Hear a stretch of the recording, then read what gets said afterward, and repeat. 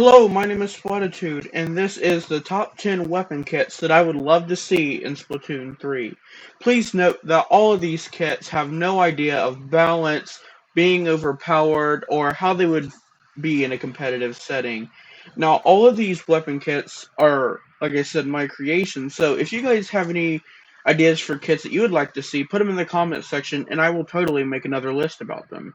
Now, all these kits, like I said, are something that I have thought of, and to either give them a new play style, just over tweak their kits, or just make them a little bit different and a little bit unique. So the first kit that we're going to talk about is one of the new weapons introduced in Splatoon 3 called the Tri-Stringer. Now, the Tri-Stringer is a weapon that could either shoot three lines of ink in a cone shape and has a charge shot, which will be very important for this weapon. Now, I gave it the Firefin brand because, as most of you know, the Firefin brand is usually reserved for chargers. But I feel like the Tri-Stringer should be played as a charger rather than just using the Tri-Shot over and over again. Because if you don't know, the Tri-Stringer's charge shot shoots the arrow in the ground, which explodes a little later, doing damage. So now let's get into the sub-weapon.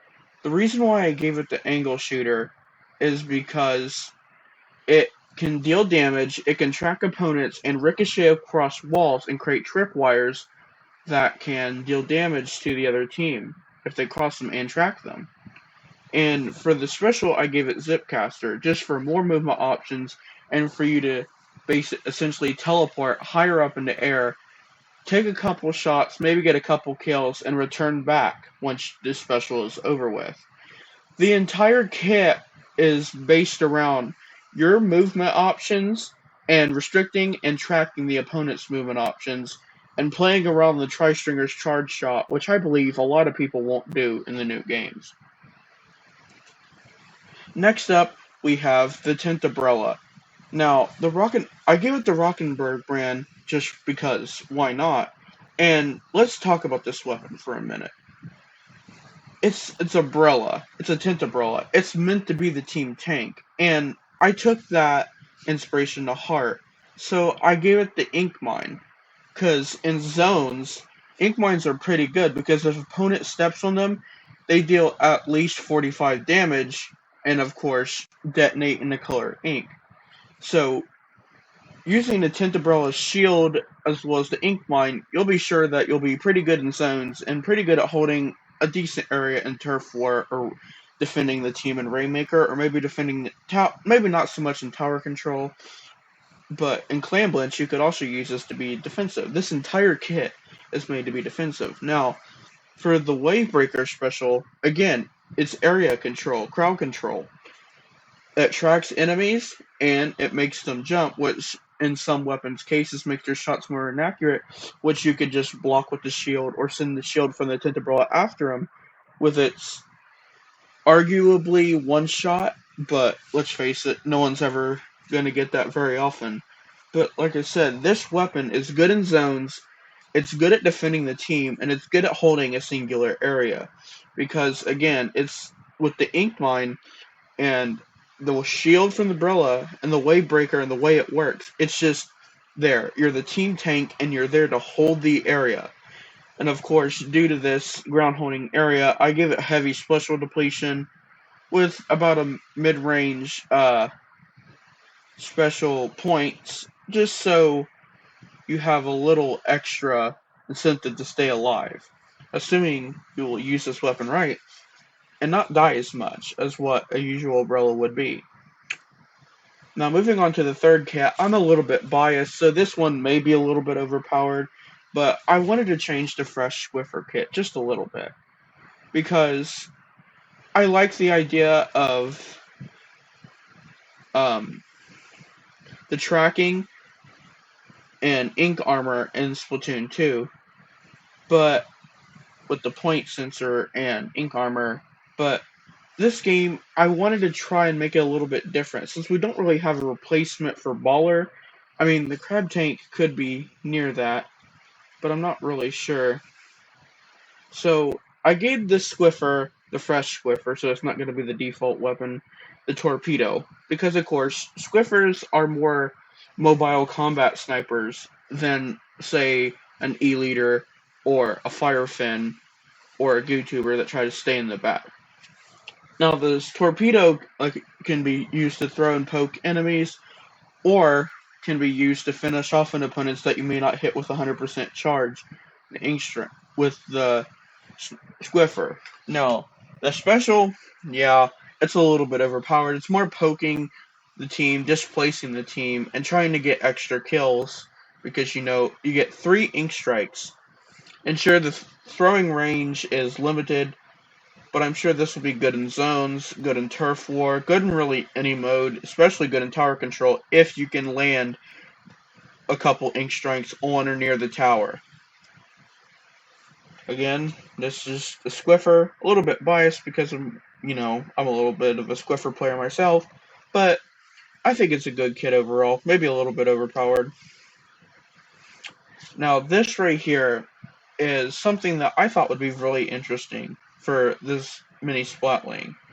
It's a really supportive kit, similar to the Tenebrola, and I gave it Squid Beacon because, like Chargers, Splatlings like to stay in one spot with their uncapping range and their charge speed giving out the amount of bullets.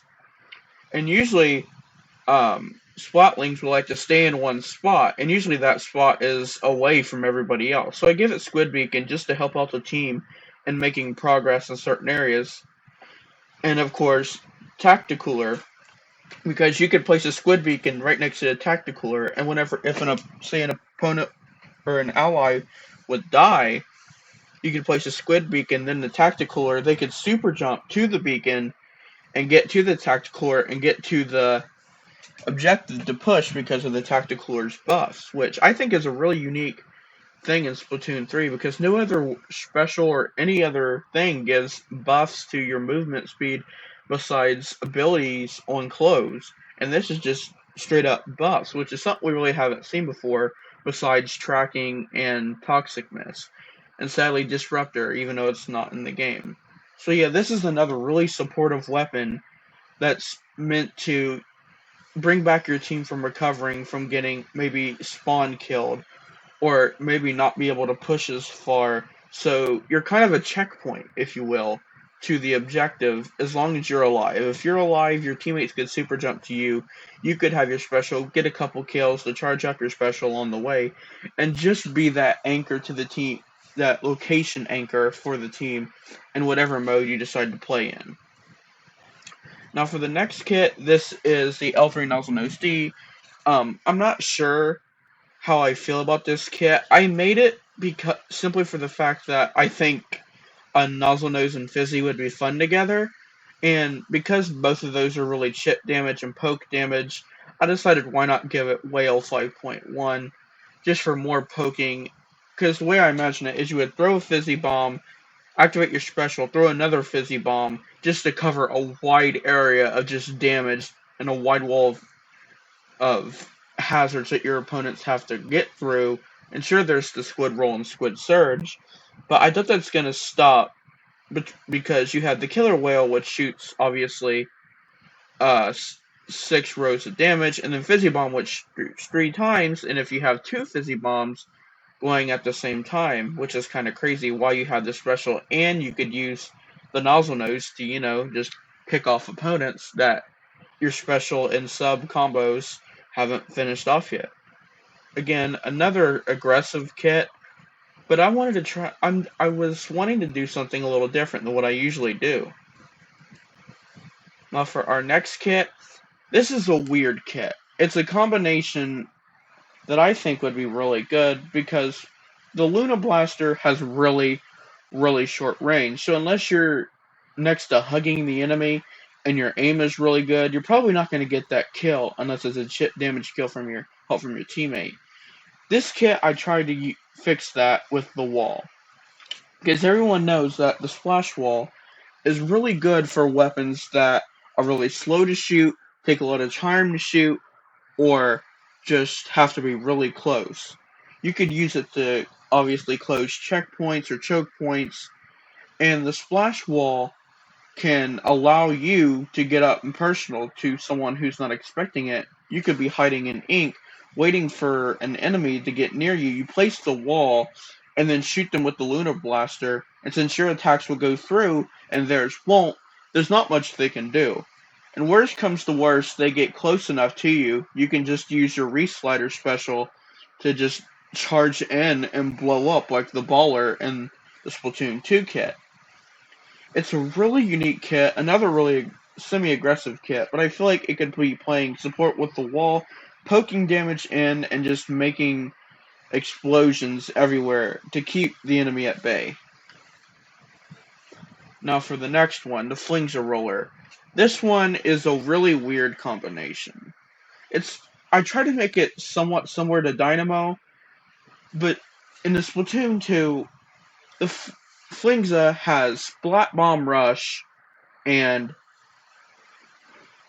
the wall. I'm sorry. And to me, a wall makes absolutely no sense for a roller because the rollers want to get in, keep moving, keep rolling forward, and just squish anybody who gets underneath you, or just run them all over.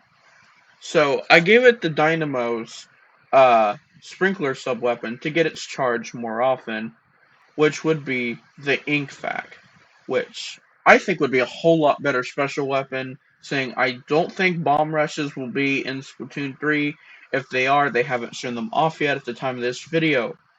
But this is the scenario I imagine this weapon in. So, you're in a match of Rainmaker or Turf War. You throw down your sprinkler early on to get some extra points, and then you throw down your Flingza with your Flingza flicks that, are around the same as the Dynamo Roller to get your Ink Fac special. While your opponents are trying to pop the Rainmaker bubble or get as much ink on the turf as possible, you could either go in front of the enemy and just suck up all their ink and use that shot from the Ink Fac to either pop the Rainmaker bubble or use it to pacify the enemy team or making them scatter instead of shooting from one singular direction. And sure, this direction is very front forward. This weapon is very front forward in that you just want to get as much forward progress as you can and as much ink as you can to spam that special and just be the backline team support by sniping people with your Flingza shot or just running people over that get too close or using the Ink Fac to chip damage and finish off opponents as much as you can. Now, because it's a roller and because it's sprinkler, I made it special a little bit hefty at 190, and I gave it heavy special depletion because it'll be really easy to get this special, but I wanted to balance it out a little bit, even though I did say at the beginning this video doesn't have a lot of balance in it. Now for this next one, the Tri-Slosher. Now, I really like the sloshers, but they're not really my most favorite weapon class.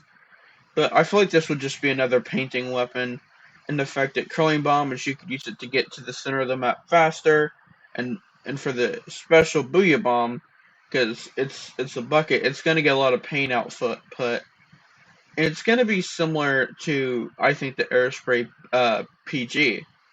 But since that's got a new kit, I'm not going to include it on this list. But the Tri-Slosher has had the nickname of "You Don't Need to Aim," which I kind of agree with.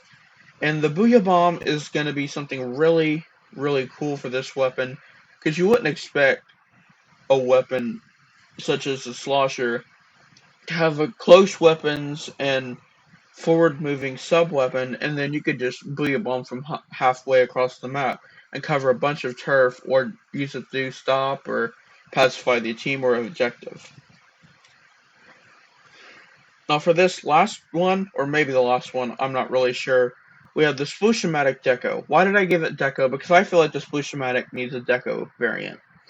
And this one is also very similar to the Splatling kit, where I wanted to see this weapon not just be a close-up one-shot. I wanted this weapon to be kind of a supportive weapon and another beacon to the team, rather than just either running in, splatting and stamping, or just being in the back line. Like, I feel like this weapon should just be there, just output paint, um, make a spawn location, protect your teammates, and have the ink mine there to stop opponents.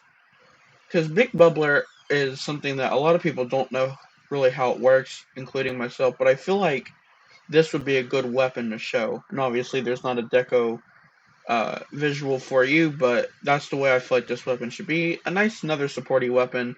I know a lot of these weapons that I've made so far are supportive weapons, but I also feel like I'm a supportive player, and that I'm not really the best at explaining aggressive weapons. You know what I mean? And for our maybe last one, I'm still not sure. I've lost count because I love this game so much, and I'm really excited to see what the test fire is going to give us. I have an ink brush which I gave the Crack On brand because why not? And I gave it Toxic Mist. Now, a lot of people don't like Toxic Mist, but I personally do like it because once I see an enemy, I use it to go in and suppress them, make them move slower, drain their ink a little. And I feel like the ink brush could just rush. If you find an enemy, you could throw a Toxic Mist, rush in, and get a kill, and then refill your ink. And I feel like the Crab Tank would just be a little interesting. I mean, it doesn't really have a lot of synergy for the rest of the kit, but I feel like the brushes should have the kit that was similar to the one in Splatoon 2, and I feel like this is the closest we have to Baller besides the Reese slider. And yeah, just another weapon that I feel like would be kind of aggressive to rush in, splat, and then come back, activate your Reese slider. Kind of a back and forth weapon where you go from the front line to the back line, or maybe just an assassin behind enemy lines. This what I feel like this kit could really be anything depending on your playstyle and how you want to play this weapon. I feel like it could be very versatile. And it looks like that is the 10th one on my kit now that I'm looking back. So I thank all of you for watching, all 5 of you that are watching, and I hope to see you in the next one. And again, if you would like to see more weapon kits or something that you would like to see or your kits, I would feature them in a video if you would put them in the comment sections. Well, thanks for that. Have a great day and be excited for Splatoon 3.